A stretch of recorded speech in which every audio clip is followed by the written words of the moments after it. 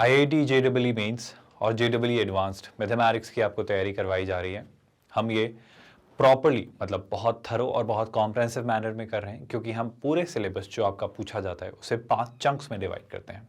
Coordinate geometry, calculus, vectors in 3D, algebra और trigonometry.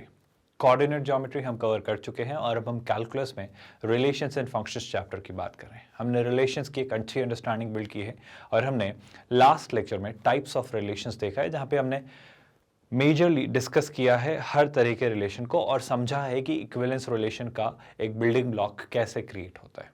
उन्हीं पर बेस्ड कुछ क्वेश्चंस के थ्रू इन सारे कंसेप्ट्स को कंसोलिडेट करेंगे और फिर आगे प्रोसीड करेंगे। आई होप आप जानते हैं we are 100% free of cost quality online education platform from kindergarten to 12th standard. आप हमारे नोट्स, पीडीएफ्स और ई बुक्स के लिए टीम से कॉन्टैक्ट कर सकते हैं। इसके लिए आपको इस वीडियो के डिस्क्रिप्शन में दिए गए लिंक किट नोट्स पर क्लिक करना होगा।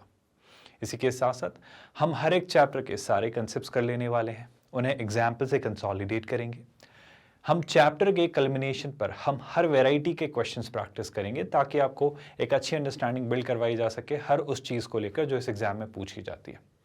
और चैप्टर को कल्मिनेट करेंगे JEE एडवांस्ड में पूछे गए प्रीवियस ईयर्स क्वेश्चंस के साथ, यानी एक अच्छी तैयारी और बिल्कुल फ्री ऑफ कॉस्ट। पहला क्वेश्चन जो आपका अनवील होता है वो क्या आता है, देखिए जरा ध्यान से। इस क्वेश्चन को पढ़ेंगे और समझेंगे कि क्या चीजें निकल कर आ रही हैं। वो कह रहा है show that the relation are in this set A 1 2 3 4 5। तो A में ये 5 एलिमेंट्स हैं। वो कह रहा है ये जो रिलेशन R है जो किस तरीके से डिफाइंड है कि इसमें ऑर्डर्ड पेयर है A, B, और ये जो ऑर्डर्ड पेयर आपके A, B हैं वो इस तरीके से डिफाइंड है कि mod over A minus B आपका इवन हो। तो वो क्या कह रहा है भाई, वो कह रहा है ये एक इक्विवेलेंस रिलेशन है, आप ये प्रूव करिए। क्या तरीका हो सकता है, कैसे सोचा जा सकता है, जरा इस पर बात कर लेते हैं। इसमें बस एक ही डाउट मुझे लग रहा है कि इसमें एक एजम्पशन को थोड़ा सा हमें कंसोलिडेट करना पड़ेगा या रादर उसे ठीक करना पड़ेगा, या एक जो डायलेमा है, एक जो कंट्रोवर्सी है, उससे थोड़ा सा अप्रूवल देना होगा। सुनिएगा ध्यान से जिस बात को मैं आपसे कहना चाह रहा हूं, पहले तो समझो, ध्यान से सोच के बताओ। इसमें से जो भी मैं पेयर्स चुनूंगा, मुझे सारे पेयर्स चुनकर उनको देखने की जरूरत नहीं है कि सारे ऑर्डर्ड पेयर्स रिफ्लेक्सिव, सिमेट्रिक और ट्रांजिटिव है या नहीं। मैं जरा इस डेफिनेशन पर ही आपसे बात करना चाह रहा हूं, मेरी बात को गौर से सुनिए। आप एक बात बताओ, अगर मैं 2 नंबर्स चुनता हूं, जैसे कि 2 नंबर्स इस तरीके से चुनता हूं और उनका मैं डिफरेंस का मॉड लेता हूं, जैसे कि हमने लिया 5 और 3, तो 5 माइनस 3 डेफिनेटली क्या रहने वाला है सर, 5 माइनस 3 डेफिनेटली आपका एक इवन नंबर रहने वाला है। मैं जो भी नंबर्स चुनूंगा मुझे नहीं पता, लेकिन मैं अगर दोनों ऑड या दोनों इवन नंबर्स चुन लूं, तो मैं यहां से वो सारे पेयर्स चुनूंगा जो सारे या तो ऑड होंगे, जो सारे पेयर वाइज या तो इवन होंगे। मतलब जब भी वो दो नंबर्स चुनूंगा वो दोनों या तो ऑड हो या दोनों इवन हो, क्योंकि 2 ऑड नंबर्स का डिफरेंस एक इवन होता है, या फिर दोनों इवन नंबर्स का डिफरेंस भी एक इवन नंबर होता है। बात क्या निकल कर आ रही है, बात निकल कर ये आ रही है, गौर से सुनना, कि A माइनस बी अगर मैं इस तरीके से चुन रहा हूं, मैं कुछ एग्जाम्पल्स देके बताता हूं, जैसे 1 3 चुन लिया, 1 5 चुन लिया, 3 5 चुन लिया, या फिर क्या, या फिर आपने 2 4 चुन लिया, और मेरे ख्याल से कोई और संभावना यहाँ पर निकल के नहीं आती है।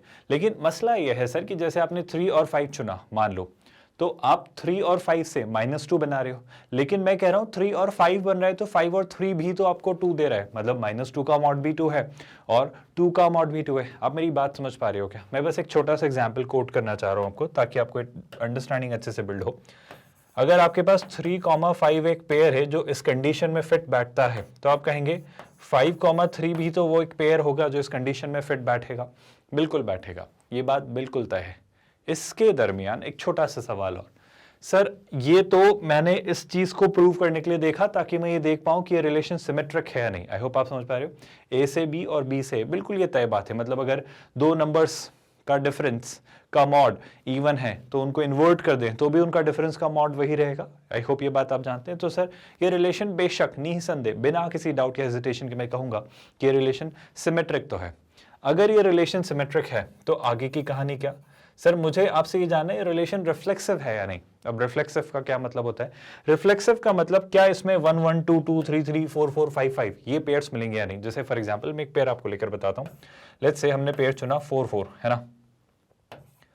हमने पेयर चुना 4 4। तो क्या 4 4 एक ऐसा पेयर है जो यहाँ पर इस बात को सेटिस्फाई करता है? चूंकि वो कह रहा है कि आपको प्रूव करना है कि रिलेशन इक्विवेलेंस है, तो मुझे इस डायलेमा को थोड़ा सा यहाँ पर इस बात पर कंक्लूड करना होगा कि let's say for a while अगर मैं सारे होल नंबर्स मान लूँ तो 0 जो है वो एक इवन नंबर है, बस इस परिभाषा में। ऑल्दो 0 मतलब जो इवन और ऑड नंबर्स की कहानी है ना, वो एक्चुअली नेचुरल नंबर्स पर अप्लाई होती है, पर जब आप 0 या इंटीजर्स भी कंसिडरेशन में ले आते हैं तो इस परिभाषा में थोड़ी सी फ्लेक्सिबिलिटी आ जाती है और फिर आप 0 -2 -4 -6 इन सबको भी इवन नंबर्स कहने लगते हैं। क्या आप मेरी बात समझ पा रहे हैं? यानी कि गौर से सुनना भाई, मैं आपसे कहना चाह रहा हूं कि जैसे मैंने 4, 4 चुना, तो बताओ 4 - 4 क्या होगा? 0।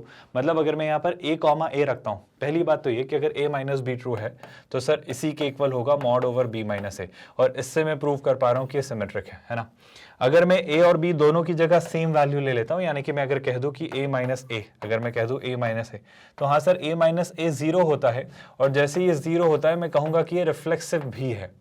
तो हमने ये प्रूव किया कि रिलेशन सिमेट्रिक और रिफ्लेक्सिव तो है, पर क्या अब आप प्रूव कर सकते हो कि क्या ये रिलेशन ट्रांजिटिव भी होगा? मेरे ख्याल से कहने की जरूरत नहीं है। क्यों? सिंपल सी बात है, गौर से सुनो, आप कॉमन सेंस अप्लाई करो। किन्हीं भी दो ऑड नंबर्स या किन्हीं भी दो इवन नंबर्स का डिफरेंस क्या होता है? एक इवन नंबर। मैं आपको समझाने की कोशिश करता हूं। जैसे कि मैंने चुना 1, 3, तो सर 1 और 3 का डिफरेंस कितना होगा? 2, और ये क्या होगा? एक इवन नंबर।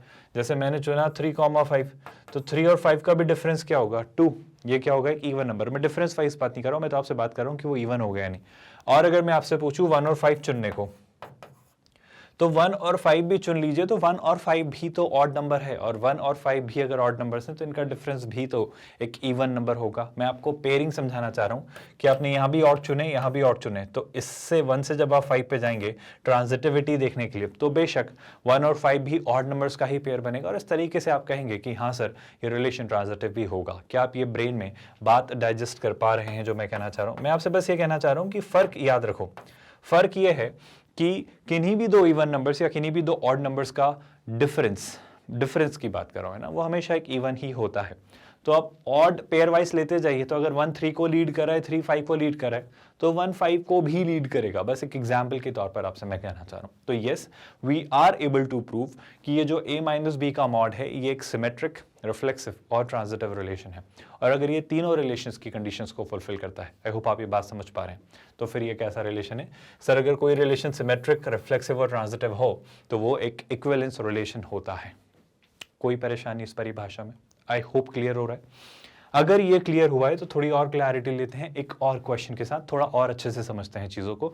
जो परिभाषाएं हमने सीखी हैं टाइप्स ऑफ रिलेशंस इसके प्रीवियस लेक्चर में, देखो, show that the relation are in the set A of points in a plane, है ना। मतलब ये क्या कह रहा है?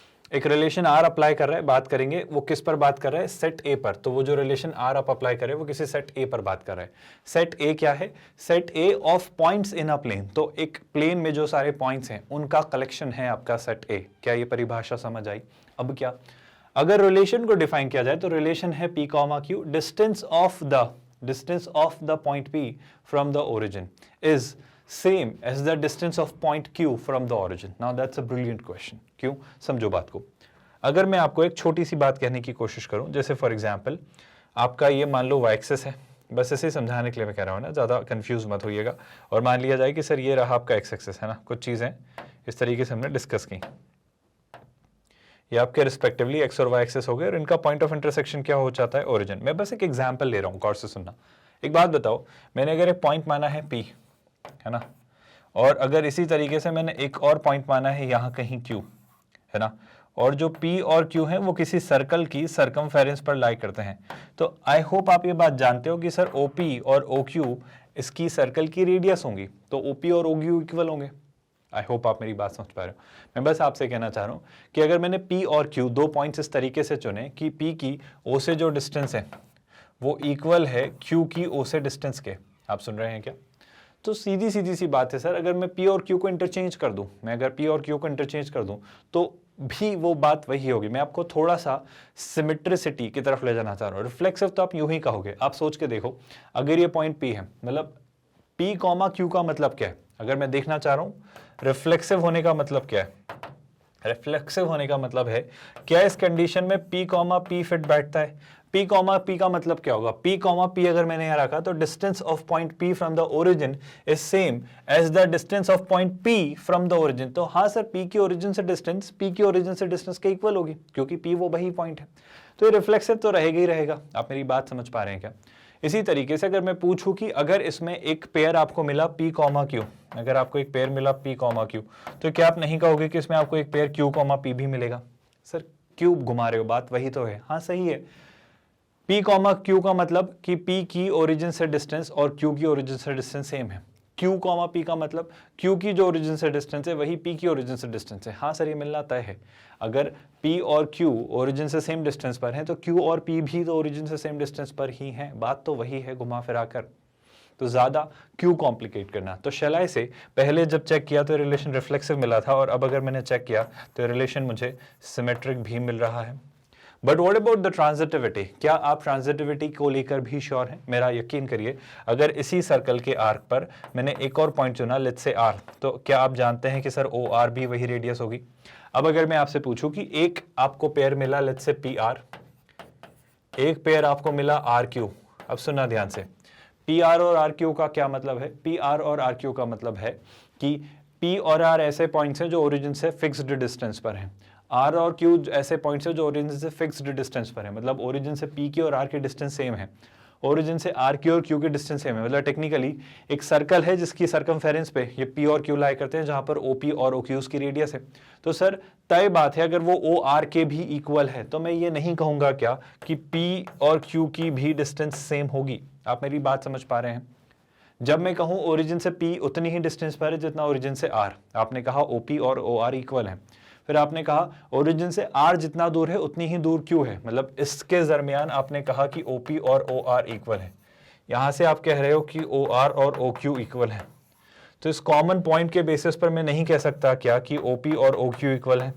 और जब मैं ऐसा रिलेशन ढूंढ पा रहा हूं कि P ने R को लीड किया, R ने Q को लीड किया, तो P Q को लीड कर रहा है, तो सर ये किस किस किस कंडीशन की आई वुड से वेरिफिकेशन है? मैं कहूंगा सर ये आपने इसको रिफ्लेक्सिव और सिमेट्रिक होते होते ट्रांजिटिव होना भी चेक कर लिया, ये ट्रांजिटिव होना ही तो हुआ। तो ये रिलेशन आपका रिफ्लेक्सिव, सिमेट्रिक और ट्रांजिटिव तीनों है, और अगर ये तीनों परिभाषाओं को फुलफिल करता है तो हम क्या कहेंगे भाई? हम कहेंगे कि ये आपका एक इक्विवेलेंस रिलेशन है। क्या इसमें कोई डिफिकल्टी? एक अच्छा क्वेश्चन, सिंपल सा क्वेश्चन, और सीधी सीधी लैंग्वेज में मेरे ख्याल से समझ आ रहा है। वहां से आगे बढ़ते हैं नेक्स्ट क्वेश्चन की तरफ। एक और क्वेश्चन आपके सामने, गौर से सुनिएगा क्या लिख रहा है वो। Given a non empty set X, तो एक सेट X है जो कि नॉन एम्प्टी है, जो कि खाली नहीं है, जो कि कुछ ना कुछ एलिमेंट्स अपने अंदर कंटेन किए हुए हैं, है ना। Px which is the set of all subsets of X, है ना। तो ये P मतलब पावर सेट ऑफ X है। मतलब अगर एक एग्जाम्पल के तौर पर मैं समझाना चाहूँ तो जैसे कि X सेट है जिसके अंदर कुछ एलिमेंट्स हैं, लेट्स से 1 2, है ना। तो बताओ Px क्या होगा सर? Px मतलब X का पावर सेट, मतलब इसमें इस सेट के सारे सबसेट होंगे। तो सबसे पहला सबसेट तो वही एम्प्टी सेट आप मान लो सर। इसके अलावा वो सबसेट्स ले लो जिनमें एक एक एलिमेंट्स हैं जैसे 1 और 2, फिर वो सबसेट्स ले लो जिनमें दो दो एलिमेंट्स हैं जैसे 1, 2, और इसके बियॉन्ड बात जाएगी नहीं क्योंकि इतने ही एलिमेंट्स हैं। तो टेक्निकली X सेट का पावर सेट यानी Px ये बनेगा। पावर सेट क्या होता है? उस सेट के सारे सबसेट्स का कलेक्शन। कोई परेशानी तो नहीं है भाई? और देखो 4 क्यों बन रहे हैं? क्योंकि 2 की पावर 2। आई होप ये बात आपको याद है कि हम नंबर ऑफ सबसेट्स कैसे निकालते हैं। फिर क्या कह रहा है वो, गौर से सुनिएगा। डिफाइन द रिलेशन R, आपको एक रिलेशन R डिफाइन करना है, किस पर? Px पर। तो Px को यूज करके हम एक रिलेशन R डिफाइन करेंगे। तो R इस X सेट पर डिफाइंड नहीं है, R किस सेट पर डिफाइंड है? R आपका इस सेट पर डिफाइंड है। और किस तरीके से डिफाइंड है? परिभाषा सुनिएगा। For subsets A B in Px, तो ये जो आपके सबसेट्स हैं A और B जो Px से उठाए हैं आपने, तो A और B कहां से उठाए हैं? आपके Px इसमें से। तो वो कह रहा है A R B if and only if A is the subset of B। तो आपने क्या करा? आपने यहाँ से उठाए हैं सबसेट्स और फिर क्या किया? वो बोल रहा है जो आपके A और B हैं, मतलब वो इसके सबसेट्स हैं टेक्निकली, है ना। तो ये जो सारे आपके सबसेट्स हैं इस 1, 2 के, इसमें से आपने A और B चुने। ठीक है सर, चुन लीजिएगा। फिर वो कह रहा है इस तरीके से उठाना कि A जो है वो B का सबसेट हो। इस तरीके से उठाना कि ए जो है वो बी का सबसेट हो। बस मैं एक एग्जांपल लेके बता रहा हूँ, जरूरी नहीं यही एक केस हो, कुछ भी हो सकता है, बस एग्जांपल हमने 1 2 लिया इस तरीके से, है ना। तो अगर मैंने ए और बी इस तरीके से उठाई कि ए बी का सबसेट है, तो आप पहले तो ये बात खुद समझ लो कि मैं पहले इसकी ये कंडीशन अप्लाई करने वाला हूँ, चेक करने वाला हूँ कि रिफ्लेक्सिव है या नहीं। रिफ्लेक्सिव का क्या मतलब होता है सर? रिफ्लेक्सिव का मतलब होता है कि ए का ही सबसेट है या नहीं। अरे परिभाषा क्या है? रिलेशन है आपका आर इस तरीके से कि आपने ए और बी दो सेट चुने जहां पर ए बी का सबसेट होना चाहिए, तो ए कॉमा बी ऐसा एक पेयर मिलेगा। रिफ्लेक्सिव होने का मतलब क्या है? रिफ्लेक्सिव होने का मतलब है ए कॉमा ए पेयर भी दिखना चाहिए, बी कॉमा बी भी दिखना चाहिए, सी कॉमा सी, जितने भी पेयर्स बने उनके आइडेंटिकल सेम पेयर्स दिखने चाहिए। तो क्या ए कॉमा ए दिखेगा? सोच के देखो सर, ए का ही सबसेट हो, बिल्कुल हर सेट खुद का तो सबसेट होता है ना। अब देखो 1 2 का तो सबसेट है ही, आई होप आपको दिख रहा है। x के one of the subsets is what 1 2, जो कि वो खुद है। तो सर कोई भी सेट खुद का तो सबसेट होता है, तो मैं ये देख पा रहा हूं कि ये जो रिलेशन है आपका रिफ्लेक्सिव है ना। आप समझ पा रहे हो क्या ये बात? इसमें वो पूछ रहा है कि ये जो आर है आपका ये इक्विवेलेंस है या नहीं, तो मुझे चेक करना है। तो रिफ्लेक्सिव हम देख चुके हैं, अब मैं क्या देखूंगा कि सर ये सिमेट्रिक है या नहीं। अब सिमेट्रिक होने का क्या मतलब? सिमेट्रिक होने का मतलब है कि अगर ए बी का सबसेट है तो क्या बी भी ए का सबसेट होगा। सर ये बात थोड़ी सी ना ट्रिकी है, इस बात में थोड़ी सी परेशानी है। आप सोच के देखो, अगर कोई आपसे कहे ए बी का सबसेट है, मान लिया, क्या बी भी ए का सबसेट होगा? सर ऐसा तो तभी होगा ना जब ए और बी सेम हो। आप सुन रहे हैं क्या? जैसे देखो, मान लो मैं अगर थोड़ी देर के लिए कहूं, मैंने चुना होता कि ये हमारा ए है और ये हमारा बी, आपको समझाने के लिए कह रहा हूं, है ना। तो आप कहोगे कि हाँ सर देखो, ए जो है वो बी का सबसेट है, रिलेशन की डेफिनेशन को फॉलो कर रहा है, पर क्या बी ए का सबसेट है? बिल्कुल नहीं। आई होप आप समझ पा रहे हो। 1 हमने 1 2 में से चुना, पर 1 2 को तो 1 में से नहीं चुन सकते ना। आई होप आप बात समझ पा रहे हो। यानी टेक्निकली ए बी का सबसेट होगा लेकिन बी ए का सबसेट नहीं होगा, और जैसे ही ये बात आप पढ़ेंगे आप कह दोगे कि ये सिमेट्रिक नहीं है। तो ट्रांजिटिव होने की बात को चेक करने की जरूरत ही नहीं है, क्योंकि इक्विवेलेंस के लिए तीनों का होना जरूरी है। वो रिफ्लेक्सिव था लेकिन वो सिमेट्रिक नहीं हुआ, तो ट्रांजिटिव हो या नो कोई फर्क ही नहीं पड़ता। क्या आप मेरी बात समझ पाए? तो सबसे पहली बात तो कि ये एक इक्विवेलेंस रिलेशन नहीं है, और आई होप हम इसे जस्टिफाई कर चुके हैं। क्या ये पूरी परिभाषा, क्या ये पूरा क्वेश्चन बहुत सिंपल साधारण सी लैंग्वेज में समझ आ रहा है? और अगर चीज़ें क्लियर होती चली जा रही हैं तो अब आते हैं आपके कुछ असाइनमेंट क्वेश्चंस, कुछ होमवर्क क्वेश्चंस। ये आपको दिए जाते हैं डिलिबरेटली आपकी प्रैक्टिस के लिए, ताकि इन्हें प्रैक्टिस करके आप सॉल्व करें, अपने आंसर्स मैच करें और देखें कि अब आपको कंसेप्ट की अंडरस्टैंडिंग बिल्ड हुई है या नहीं, है ना। ये आपकी प्रैक्टिस के लिए।